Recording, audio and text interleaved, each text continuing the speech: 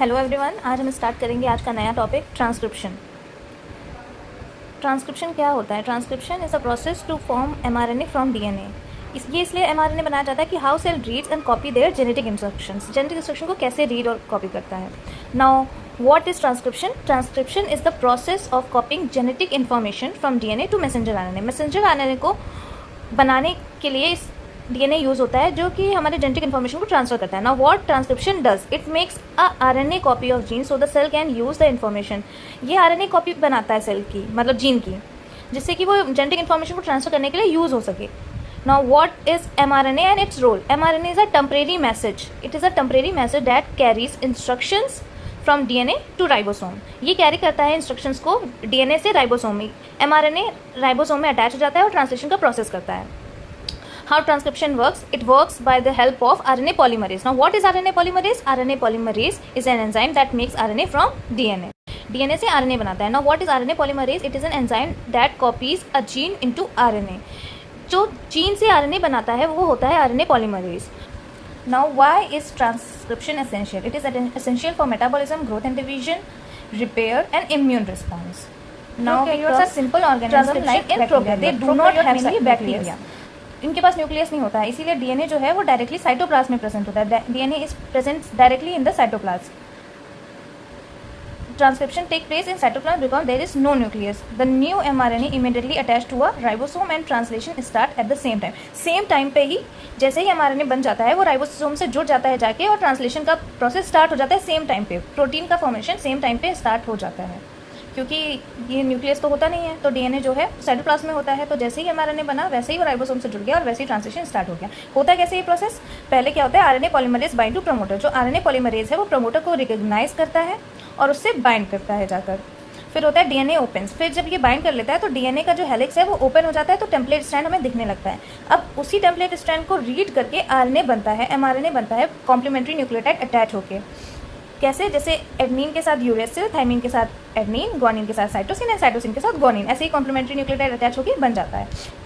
Now termination. Termination की process में क्या होता है, RNA polymerase reaches the terminator sequence. Stop codon read करता है, जैसे ही पता चलता है स्टॉप कोडॉन है और टर्मिनेशन स्टार्ट हो जाता है और एमआरएनए हमारा रिलीज हो जाता है।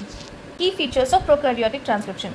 मेन फीचर्स क्या होते हैं प्रोकैरियोटिक ट्रांसक्रिप्शन के? पहली बात तो उसमें नो न्यूक्लियस, कोई न्यूक्लियस नहीं होता है। जो हमारा डीएनए है वो ओपन साइटोप्लाज्म में डायरेक्टली पड़ा होता है। वन आरएनए पॉलीमरेज पूरा ट्रांसक्रिप्शन का process single RNA polymerase handle करता है। No mRNA processing. The mRNA is use immediately without modification. कोई भी मॉडिफिकेशन नहीं होता है एमआरएनए बनने में। डायरेक्टली एमआरएनए बना और उसका प्रोसेस ट्रांसलेशन का स्टार्ट हो गया। जैसे कि हमारा यूकैरियोट्स में एमआरएनए मॉडिफिकेशन होता है, इसमें वो प्रोसेस इंक्लूड नहीं होता है। Then coupled process. Now we talk about transcription in eukaryotes, mainly plants and animals. Now eukaryotism, like plants, animals and human, they have nucleus and DNA is stored in the nucleus. तो पूरा transcription का process जो eukaryotes में है ना वो nucleus में चलता रहता है। ये प्रोसेस कैसे होता है? सबसे पहले तो जैसे पहले हमने पढ़ा, बाइंड एंड ओपन होगा। आरएनए पॉलीमरेज आएगा, प्रमोटर से बाइंड करेगा, ट्रांसक्रिप्शन फैक्टर्स आएंगे और डीएनए ओपन हो जाएगा। डीएनए का हेलिक्स ओपन हो जाएगा कि टेम्पलेट स्ट्रैंड हमारा विजिबल हो जाए।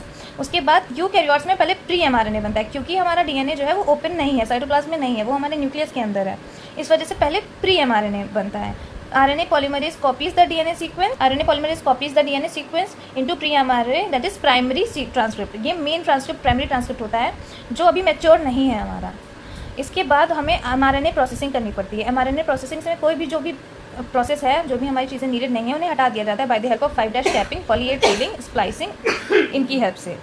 जब ये चीज़ें हो जाती हैं, हमारा मैच्योर हो जाता है mRNA। मैच्योर mRNA जो होता है, फिर हमारा ट्रांसलेशन बिगिन होता है। उसके बाद जो मैच्योर एमआरएनए है वो एग्जिट करता है through nuclear pore and bind to ribosome. Ribosome से बाइंड कर जाता है। इसके बाद हम बात करते हैं mRNA processing in eukaryotes. MRNA processing in eukaryotes 3 type से होती है। एक 5' कैपिंग होती है, एक पॉली-ए टेलिंग होती है और स्प्लाइसिंग होती है। 5' कैपिंग क्या होती है?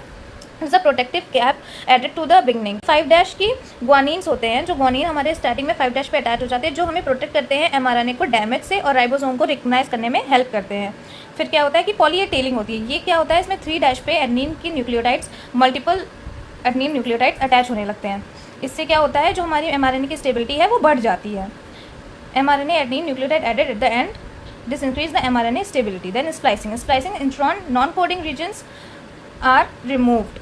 and exons coding regions are joined together. Now mature mRNA is ready. Splicing में हमारा जो इंट्रॉन होता है वो नॉन कोडिंग होता है, उसे हम हटा देते हैं और एक्सॉन जो हमारा नीडेड है जिसमें हमारी इन्फॉर्मेशन है, कोडिंग रीजन है, उसको हम ज्वाइन कर देते हैं साथ में और फिर वो हमारा मैच्योर mRNA बन जाता है। वो रेडी होता है हमारे ट्रांसलेशन के प्रोसेस के लिए, जो कि हमारा होता है कि mRNA जो मैच्योर बन गया वो राइबोसोम से अटैच होकर पूरा ट्रांसलेशन का प्रोसेस करता है। जो हमारा इंट्रॉन रिमूविंग का काम है वो प्रोसेस हमारा स्प्लाइसिंग कहलाता है।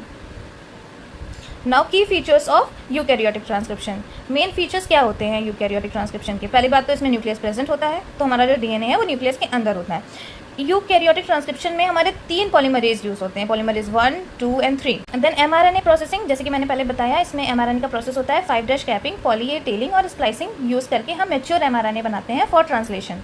मेन पॉइंट इसमें ये भी होता है कि ये जो यूकैरियोटिक ट्रांसक्रिप्शन है ये सेपरेटली चलता है, रेगुलेटेड होता है, स्लो होता है पर कंट्रोल्ड वे में चलता है।